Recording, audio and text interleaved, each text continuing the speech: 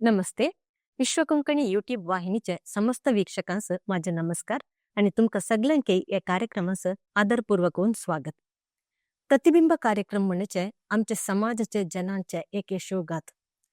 जीवनात एक यशस्वी हवे म्हणल्यार त्याच्या पासून एक जीवनाचे एक स्पष्ट उद्देश असका, एक सपान असका. ते सपान पूरा करवे तर मस्त परिश्रम येऊका. या पयणांत हवे तिकटे सवाल येतात, ते सवाल पूरा एदरिसित पुढे जाऊका. त्या सगळे काही एक मुख्य होऊन ताळमे असका.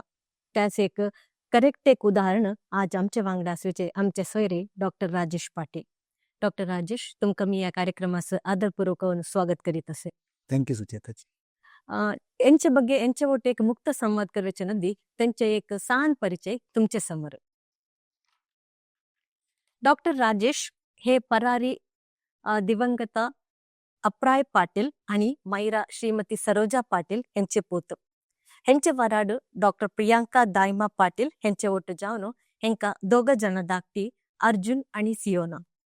हिनी 2000 इसवींत गव्हर्नमेंट डेंटल कॉलेज मुंबईत BDS पुरा केलेनं फर्स्ट रँक घेऊन. त्याच्या परांत MDS ऑर्थोडॉन्टिक्स अंत कंप्लीट केलेनं एम्स न्यू दिल्लींसन.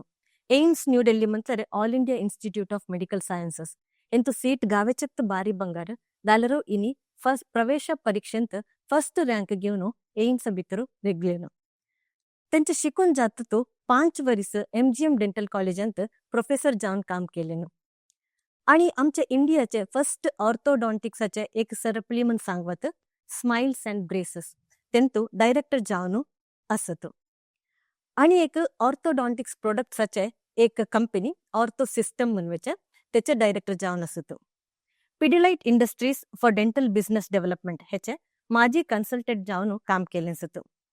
आत्ताच 2023 ನಾಯಕತ್ವचे ಬಗ್ಗೆ ಲೀಪ್ म्हणचे एक प्रोग्राम कोरिकोडांत शिकून आयले असतो. हिनी हवे तिकट लेखन जर्नल्स पुरा पब्लिश केले असत. आणि आता सध्याच मुंबईचे नेरुलांत त्यांचे एक स्पेशालिटी क्लिनिक घालून काम करीत असत. हेवे यांचे वांगडा एक आम्ही मुक्त संवाद करूया. डॉक्टर राजेश, तुमका आणि एकदम मी स्वागत करते से. थँक्यू. माझे फर्स्ट क्वेश्चन कसाला म्हटल्यार तुम्ही BDS कंप्लीट केलो विथ फर्स्ट रँक. MDS प्रवेश परीक्षेंत फर्स्ट रँक घेऊन पुढे गेलो. म्हटलं पर फर्स्ट रँक परत तुम्हाला म्हणवायच्या बरे तुम्ही पुढे जायत असो. हे परत तुम्ही कितके वाचित होतो, कसं तयारी करीत होतो, हे एक ते पुरा एक अचीव करवे तर किती परिश्रम आयलो असो. परिश्रम होता, करकान जाता. प्रोफेशनल कोर्स असा ना, तर शिकवणचा पार्ट असा. तर असं ना की ओनली शिकवणचाच होता. स्पोर्ट्स मी ऍक्टिव्ह होते, स्पोर्ट्सात एक्स्ट्रा करिक्युलर ऍक्टिव्हिटीज. तर 360 डिग्री डेव्हलपमेंट प्लॅन करत होतो. आणि ज्यावेळी एक्झाम होता, एक्झामच्या वेळी प्रिपेअर करायचा आणि डिसिप्लिन होता. डेली शिकवणचा, लेक्चर प्रॉपर अटेंड करूनचा, प्रॉपर बुक्स घेऊन रेफरन्स करूनचा आणि एक्झाम प्रॉपर एक्झाम देऊनचा प्रॅक्टिस थोडा करून आणि थोडा लक फॅक्टर असता ह्यांच्या एक्झामात. तसं at least in that professional career माझा रँक चुकड होता आणि इट हेल्प. ओके. तुम्ही डेंटिस्ट होव्या म्हणून सांगून तुम्ही सांग दसून प्लॅन केलं तर नाही इन्सिडेंटली तुम्हाला ऑपॉर्च्युनिटी गावलंय नाही कोणीतरी इन्फ्लुएन्स केलं नाही, प्रेरणा दिलं नाही तुम्हाला? नाही, इन्सिडेंटलीच झाला. माका आधी इंजिनिअरिंग करायचा होता. तर इंजिनिअरिंग केला, त्यांना रिझर्वेशन आणि याच्यामध्ये सगळं एंट्रन्सचा रँकिंग आणि सगळं थोडासा चेंज झाला. द प्रोसेस 1994 इयर होता. त्याच्यानंतर माका MB असं वाटलं की मार्क्स दोन्ही होते माझे, बायोलॉजींत होते आणि PCM होते, इंजिनिअरिंगच्या ब्रँचांतही माझा रँक वैरच होता. तर नंतर असं डिसाईड केलं मी MBBS करते. तर MBBSचा एंट्रन्सचा महाराष्ट्रात डिले झाला. तर त्याच्या करता MBBSचं जे रँक्स असतात तर प्रायव्हेट कॉलेजांत मिळत होता आणि डेंटिस्ट्री माका गव्हर्नमेंट कॉलेजांत मिळत. आणि सगळ्यांक विचारले तर ते म्हणाले गव्हर्नमेंट कॉलेज चुकड असा आणि डेंटिस्ट्री त्या टायमात फील्ड खूप असा प्रॉमिसिंग होता. तर तसा इन्सिडेंटली माझा डेंटिस्ट झाला त्याच्यात. ओके. तुम्ही आता एम्सांत तुमचे मास्टर्स केलो. आता एम्सांत MDS करवेचे सो एक नॉर्मल एक इन्स्टिट्यूशनात MDS करायचे सो कसलं तरी एक व्यत्यास अस काय? हां, बेसिकली एम्स इंडियाचा नंबर 1 मेडिकल इन्स्टिट्यूट असा. रिझन असा आणि दॅट इज लास्ट 15-20 इयर्स असून ते कंटिन्युअस नंबर 1 रँक असता. एक तर त्याचा ओव्हरऑल फॅकल्टी चुकड असता. ऑटोनॉमस म्हटल्यार गव्हर्नमेंटचा सपोर्ट सर मस्त जास्त असता कम्पेअर्ड टू अदर कॉलेजेस. त्यांचे जे बजेट असता बाकी सगळे इंडियात आता नवीन 2025 एम्स ओपन केले सर. त्यांचं टोटल बजेट जितकं असतं तितकं budget AIIMS new Delhi allotted असतं. Faculty, library, resource material, overall quality of interaction म्हणजे दुसरे स्टुडंट्स, दुसऱ्या ब्रँचेस आणि एक्सपोजर मस्त असतं. म्हणजे इंडियन आत्ताही फर्स्ट चॉईस कोणाही मेडिकल स्टुडंटसाठी MBBS करूंक नाजाल्यार MD-MS नाजाल्यार MDS करूंक एम्स फर्स्ट रँकच असता आणि चुकड आसा कॉलेज. एव्हरीबडी शूड ट्राय म्हणजे त्यांच्यात काय MBBS Karka they should keep that in plans की एम्स म्हणल्यार नक्की एम्सच घेऊन आता एम्स ಅಂತ ಸೀಟ್ ಅವೇ ಮುಂದಾಲರು ಕಸಲ್ ತರಿ ಸ್ಪೆಷಲ್ ತಯಾರಿ करकाय ते दागट्यांक एक कसल तरी एक माहिती त्याच्या एम्सचा सीट्स आता एम्स न्यू दिल्लीची सीट्स लिमिटेड असतात. आता MBBS करूंक असल्यार आता 45-50 सीट्स असतात तर तुमका इंडियन टॉप 50 रँक आयल्यारच त्या 50 सीट मेळटा. सगळे फर्स्ट चॉईस एम्स घेतात. त्याच्यानंतर MD-MS तुम्ही MBBS दुसऱ्या कॉलेजात केला त्याच्यानंतर स्पेशालिटीसाठी एम्स जाऊका तर त्याच्यात रँक टॉप रँकच हवे आणि फील्ड आपले चॉईस असा. आता आम्ही एंट्रन्ससाठी प्रिपेअर करतो तर आम्ही डेफिनेटली सगळे ट्राय करतात की सर्वात चांग रँक घेऊन का. रँक चांग आयल्यार एम्स मेळटा. हार्डवर्क तुम्ही कॉलेज डिसाईड करून थोडा मुश्किल कठीण असतात. यू कांट रिअली प्लॅन की तुमचा आता 50 सीट्स असतात तुमचा रँक 52 आयल्यार तर सीट ना मिळणार. But you should prepare in a way that you are in that top 50 और टॉप 20 आणि PG एंट्रन्स असल्यार एक टॉप 4 रँक मध्ये असल्यार एम्स येऊनचा चान्स असता. थोडा लक फॅक्टर असता. थर्ड रँक आणि फोर्थ रँकात मस्त डिफरन्स असणार ना. It is matter of luck but if you give prepare well hard work practice केल्यार चान्स असता. You should try.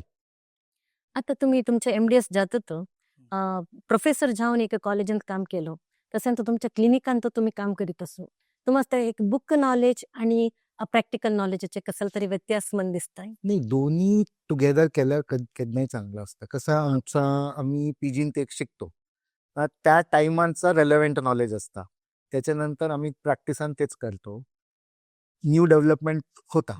Naveen research येतात न्यू बुक्स येतात त्याच्यासाठी आणि स्टुडंट्सशी इंटरॅक्शन असता. मी कॉन्फरन्स जातो तर थोडा तर कॉम्बिनेशन हवं. मस्त जण काय प्रायव्हेट प्रॅक्टिसर गेल्यात त्यांनी जे शिकताना शिकलेला त्यांचं नवीन टेक्नॉलॉजी शिकत नाही. सर्जरी नवीन मटेरियल्स नवीन याच्यासाठी थोडा अकॅडमिक बेंट ऑफ माइंड हवं एक professional. If you are into clinical practice totally तर त्याच्यात कॉन्फरन्स आणि इकडे जाऊन काहीतरी एक लिमिटेड कोर्स आणि असा करून you can keep updated. But best is joint if possible एक लिमिटेड ऍटलीस्ट ऑनररियम असा ऑनररी प्रोफेसर असा कुठे काही केलं एक कंटिन्युअस नॉलेज असतं दोन्ही ऍस्पेक्टात बुकिश आणि क्लिनिकल. करेक्ट. आता तुम्ही ब्रेसस अँड स्माइल्स म्हणून सांगू तुम्ही डायरेक्टर जाऊन असो म्हणून सांगतो हे एक्झॅक्टली ब्रेसस अँड स्माइल्स म्हटलं कसं ह्या ऑर्थोडॉन्टिक क्लिनिक. आता ऑर्थोडॉन्टिक म्हटल्यार दांत आमचे वाकडे असल्यार लाईन करून ते ब्रेसेस करतात ना मेटलचे ब्रेसेस सेरामिकचे. ह्या ट्रीटमेंट डेंटिस्टिंग मोस्ट प्रिफर्ड फील्ड म्हटल्यार ऑर्थोडॉन्टिक्स. तर त्याचा आमचा माझी स्पेशालिटी ऑर्थोडॉन्टिक्स असतं. मी MDS एम्सान केलेला ऑर्थोडॉन्टिक्स प्रोफेशन मधून. तर त्या स्पेशालिटीचा आम्ही क्लिनिक ओपन केला. तर ब्रेसेस अँड स्माइल्स आमचा स्पेशालिटी ऑर्थोडॉन्टिक क्लिनिक असता आणि मी आणि माझ्या पार्टनरान प्लॅन करून असा बॉम्बेन 4 क्लिनिक्स असतात. तर आम्ही मेजर फोकस आमचा ऑर्थोडॉन्टिक ट्रीटमेंटांत असता. बाकी डेंटिस्ट्री आम्ही करतो. मग ऍडव्हान्स त्याच्यानंतर आता नवीन अलायनर ट्रीटमेंट आयला असा आता सगळं आम्ही थंय करतो. बेसिकली ऑर्थोडॉन्टिक क्लिनिकचा चेन असता. तर तो आता तुमचे बाईल डॉक्टर प्रियांका त्या तुमच्या या क्लिनिकांत असतात का ना. आता आधी ती प्रॅक्टिस करत होती. शी इज अ जनरल डेंटिस्ट आणि इम्प्लांटोलॉजिस्ट. ती फर्स्ट 7-8 इयर्स त्यांनी प्रॅक्टिस केला. आता आमचा एक बिझनेसही असता ऑर्थो सिस्टम्स म्हणून ऑर्थोडॉन्टिक प्रोडक्ट्सचा. तर आता थोडासा थरला झाला म्हटल्यार कोणाच तरी शिफ्ट करता जाता. तर आता she is taking care of that business fully. मी दोन्ही करते. माझा फोकस मोर आत्ताही क्लिनिकांत असता. मी ortho systems more like consultant आणि असं असते. She takes care of that business. आता आमच्या गावात आम्ही युजली एक कॉमन आम्ही सामान्य जन कसाला म्हटल्यार दांतास ब्रेसस घालायचे म्हटल्यार दांतास सरी घालवायच्या म्हणून सांगता. ते एक ओल्ड एक मेथड ट्रेडिशनल मेथड असा मेटॅलिक ब्रेसस घालवायचे म्हणून. आता तुमचे नवे संशोधन पुढे येऊन अलायनर्स म्हणून घालतो ते ट्रान्सपरंट एक अलायनर्स म्हणून घालतो. ते जनांस मस्त एक अपनंबिके म्हणून एक सांगवात ओल्ड लायक होतंय ह्या नका म्हणून याच्या ಬಗ್ಗೆ एक चूर माहिती देतावे. असा ब्रेसेस मेटल ब्रेसेस नाहीतर सेरामिक व्हाईट कलर पोर्सलिनचे येतात.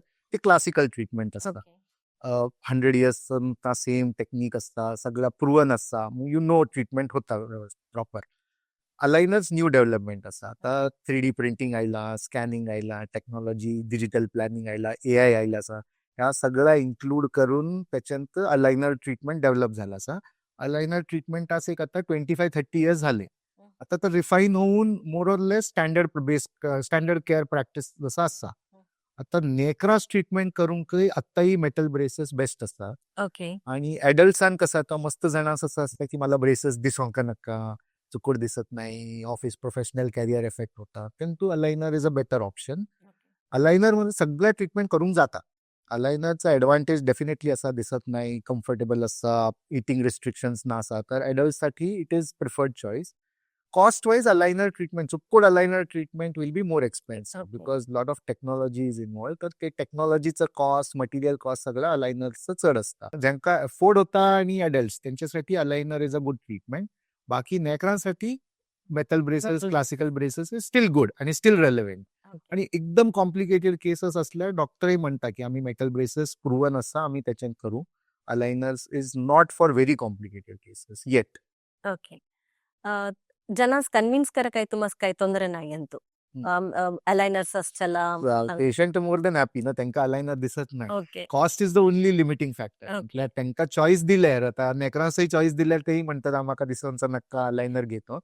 मग कॉस्ट चढ असा डेफिनेटली आणि मस्त तर कसं रिमूव्हेबल असा. आता फिक्स ब्रेसेस कसं आहे, मी लावले तर आता तो पेशंट त्याका दर मंथली एकदा येऊन का, तर मध्ये त्याका काही करूनचा नक्का. अलायनर कसं आहे, जेवताना, ब्रश करताना, चहा पिताना काढायचं. काढे हा तर काढी नाही काढकाच. हा तर कारकास म्हटलं मस्त जण विसरतात, तर दवरला लावत नाही समासून, तर ते ट्रीटमेंट प्रॉपर होत नाही.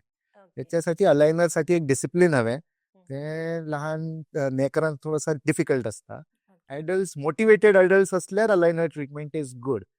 Those were not discipline motivated ना, आज लावला उद्या ना लावला, तर त्यांतू aligner treatment is not a very good.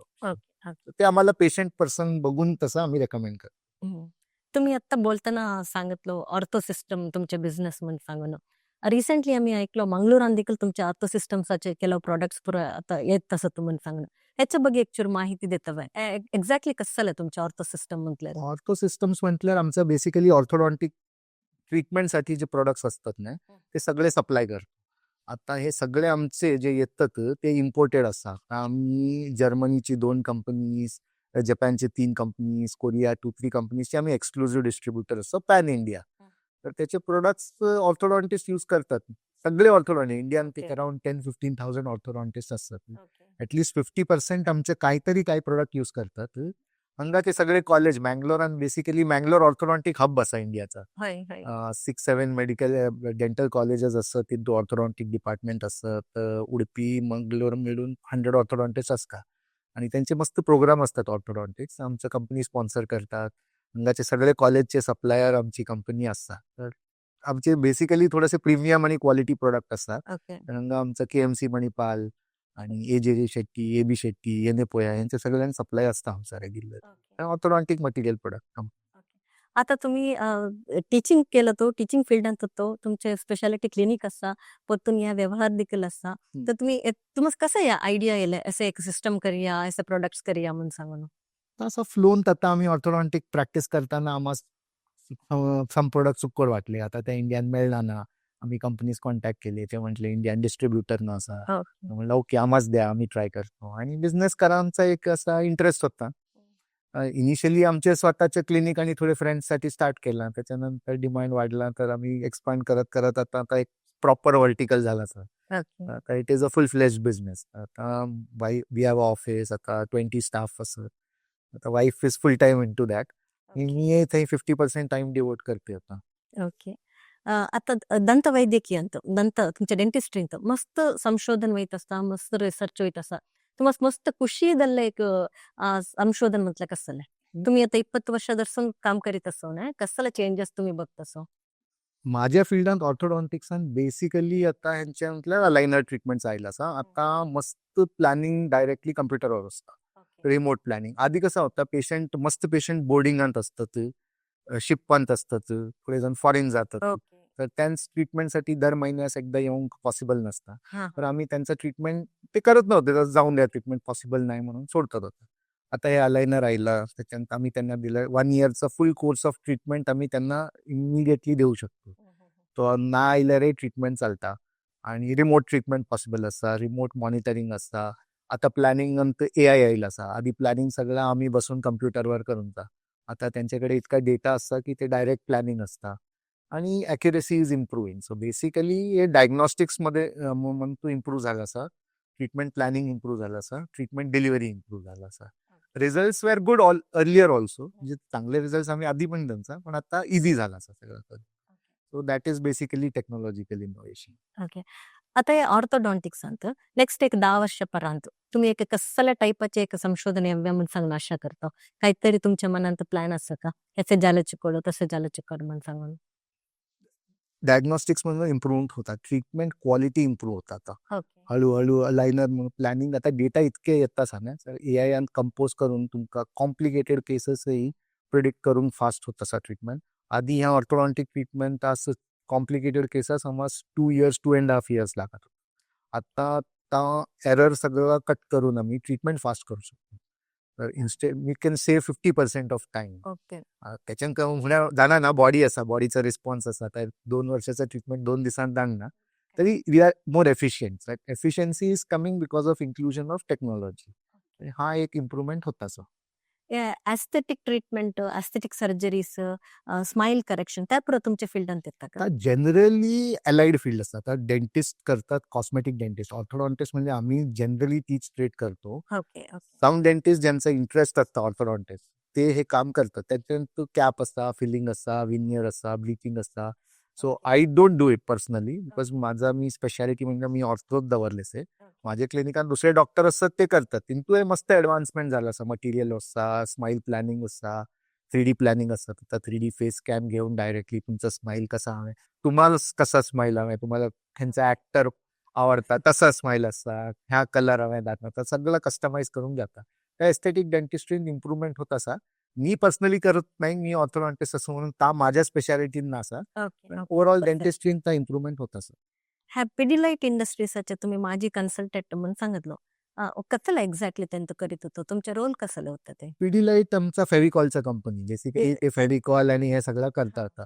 तर त्यांचं तसंच होतं की आता आम्हास मेडिकल फील्डान जाऊन का असा, तर आम्ही चिंतू जाऊनचा. पिडिलाइट त्यांचा बिझनेस डिसिजन होता की आम्ही केमिकल्स आणि ॲडेझिव्हजांत they are India's leaders and they had lot of surplus money and resources. So त्यांचं असं होतं की आम्ही डेंटिस्ट्रीत इन्व्हॉल्व्ह होऊनचा.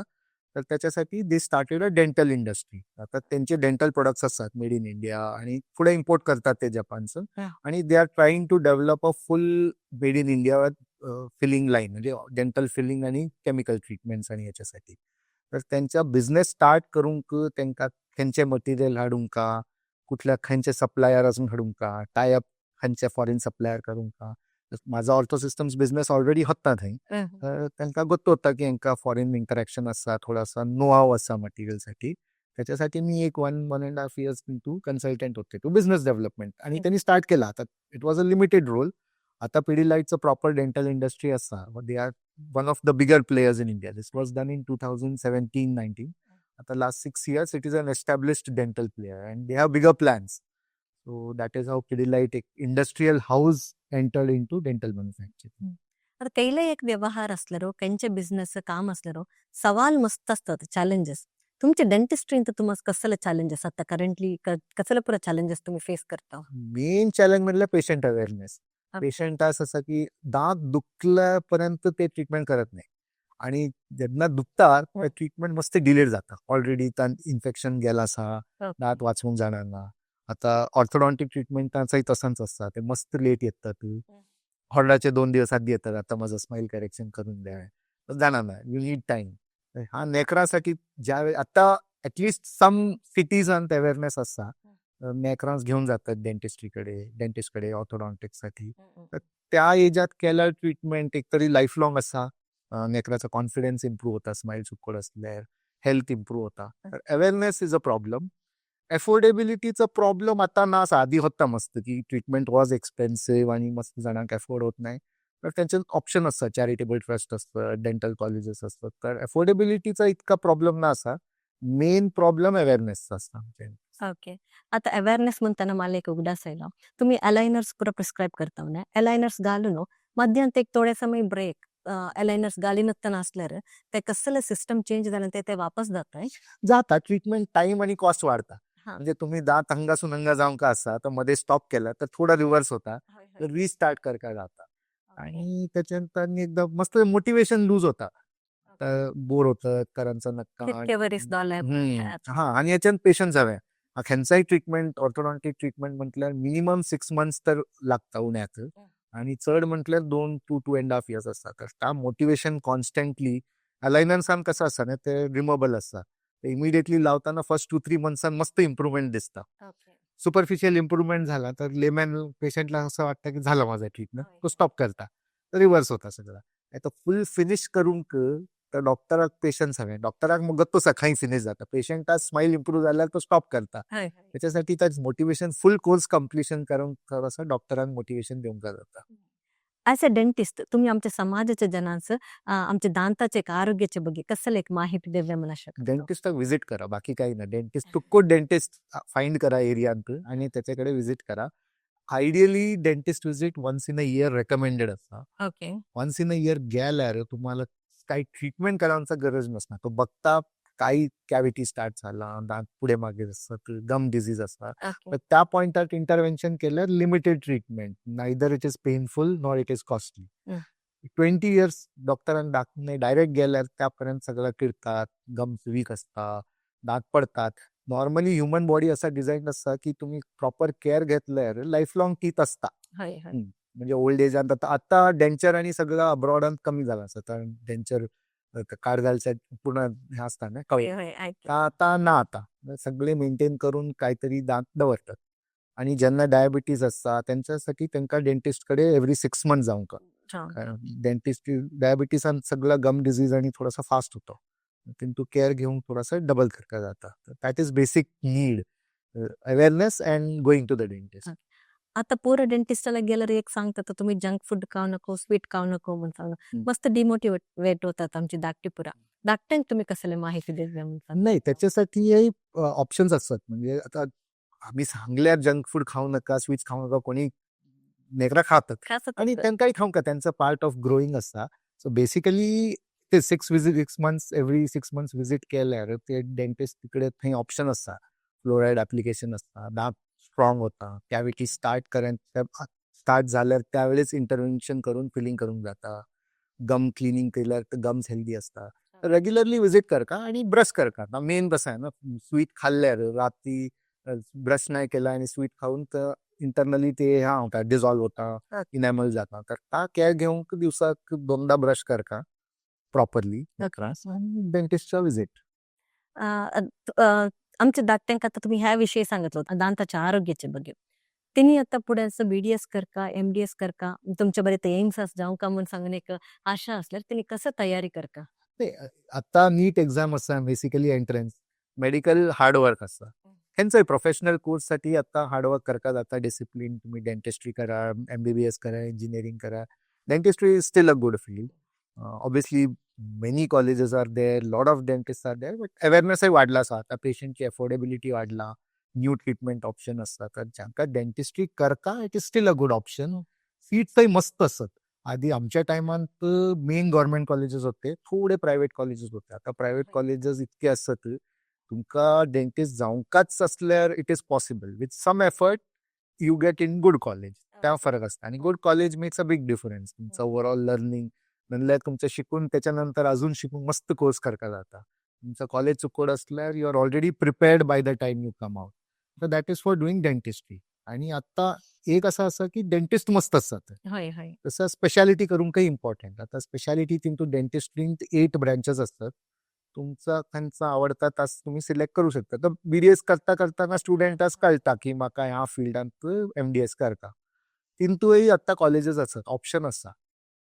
4-5 yearsचा BDS कोर्स असता आणि 3 yearsचा MDS असता. So 8 years it will require for study. आणि it is fine, it is hard work, but not impossible असं मिलिटरी ट्रेनिंग ना असं करून जाता आणि I would definitely recommend if you are looking for a medical option in that case BDS चुकोड option असतं काय इमर्जन्सी ना असा स्पेशालिटी नंतर आणि super speciality dentistry itself is a speciality आता इंटू MBBS आहात ENT ना स्किन करून आधी MBBS करता त्याच्यानंतर 3 इयर्स एक स्किन स्पेशलिस्ट असता into dental teeth specialist already तुम्ही झाले 5 इयर्स झाले 3 इयर्स आणि करून तुम्ही root canal specialist super speciality जसं असतं बेसिकली एंट्रन्ससाठी प्रिपरेशन हार्ड वर्क आणि एकदा सीट मिळाल्यावर you decide and then you plan out colleges असतात ऑप्शन असतात इंडियान हय हय जनरली तुम्ही BDS करून best option is to put clinic okay आता इंडियान तांचं ऑप्शन असं जॉब इतकं चड ना असा आणि it is not very paying म्हणजे कॉलेजान जॉब करून that can be your second option first option should be to put your own clinic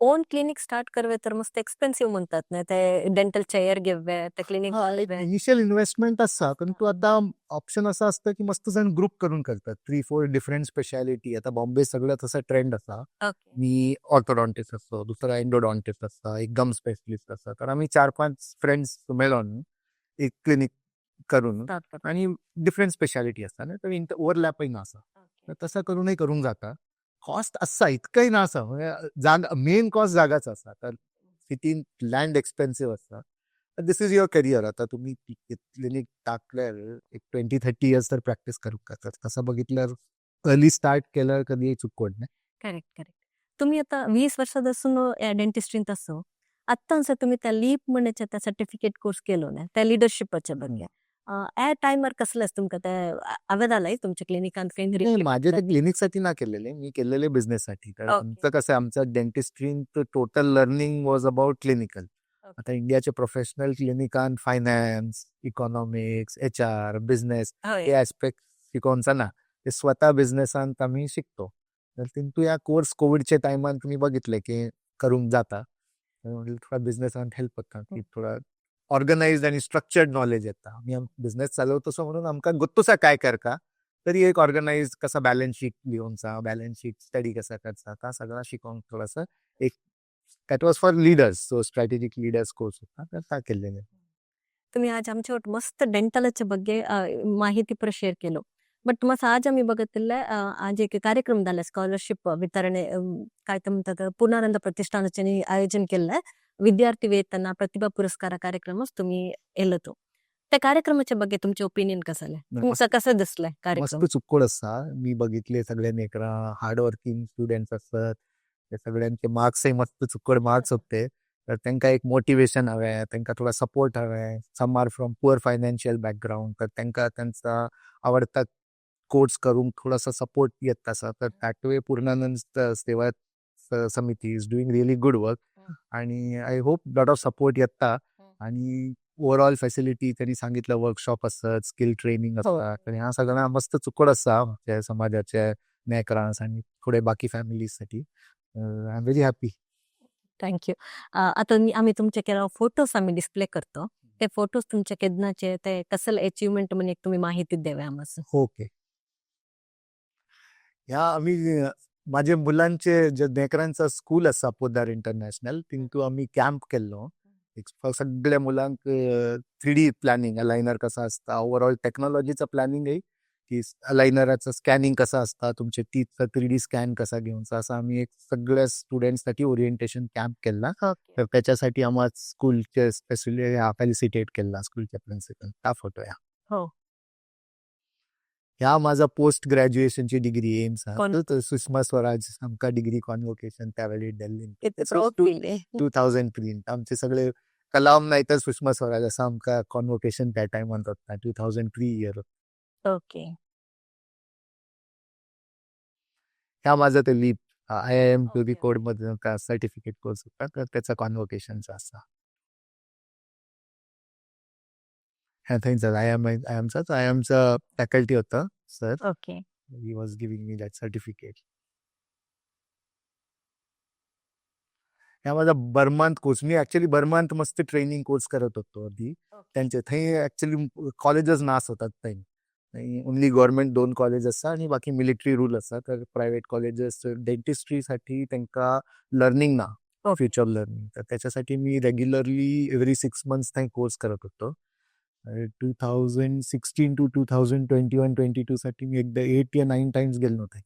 म्हटलं बर्मात डेंटल क्लिनिकच नाही क्लिनिक असतात कॉलेज ना कॉलेज स्पेशालिटी कॉलेजेस ना असतात. ओके तर येऊन शिकून ते एकदम आणि ते बीडीएस असा त्यांचं ग्रॅज्युएशन शिकतात तर त्याच्यानंतर जे अफोर्डिंग असतं ते सिंगापूर नाही तर थायलंडात जाऊन ओके, शिकतात. ओके. तर आम्ही त्यांना जाऊन थोडासा ऑर्थोडॉन्टिक ट्रीटमेंटचा बेसिक्स आणि हा सगळा शिकवायचा. त्याच्यानंतर काही मिलिटरी रूल झाला गव्हर्नमेंट टेक ओव्हर झाला तर बंद केला. मस्त वेळ चुकोर कंट्री का ओके हे तुमचे फॅमिली ह्या फुल फॅमिली फोटो मायरा फॅमिली बरे दिसतात हा सगळे असतात तिथं.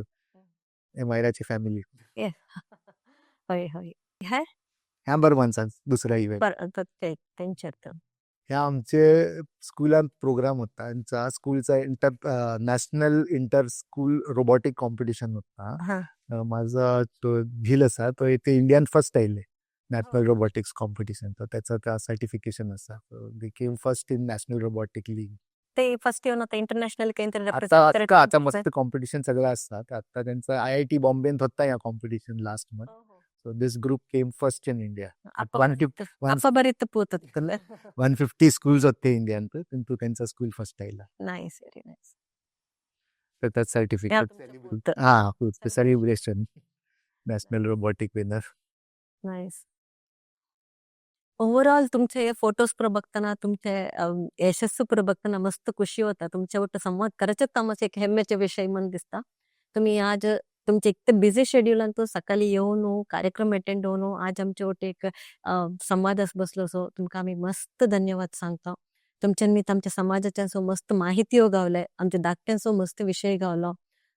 सो या कार्यक्रम आयोजन केले आयोजकाच्या वतीनसून तसंच विश्व कोंकणी केंद्र यांच्या वतीनसून मी तुम्हाला मस्त धन्यवाद करे इष्ट करतो सर. थँक्यू म्हाका हांगा बोलवलं आणि सन्मान दिला. It was honour for me also and I totally enjoyed this interaction. Thank you. या कार्यक्रम वीक्षण केले आमच्या सगळ्या वीक्षकांचो मी मस्त धन्यवाद करीत असो. डॉक्टर राजेश पाटील यांचे फोटो यांनी दिलेल्या माहिती पुरा तुम्ही सगळ्यांनी एक उपयोग करून घ्या तुमच्या धाकट्यांचो एक कार्यक्रम दाखवा आणि तिने सांगितल्यापर्यंत आमचे दांताचे आरोग्य आम्ही कसे बघून घेऊया म्हणून सांगून तिने सांगितलं त्या दयविಟ್ಟು फॉलो करा आणि आरोग्यवान असूया म्हणून सांगितलं तुमका सगळ्यांचे मी अनेकदा धन्यवाद सांगितलं या कार्यक्रम मुक्ताय करीत असो. धन्यवाद.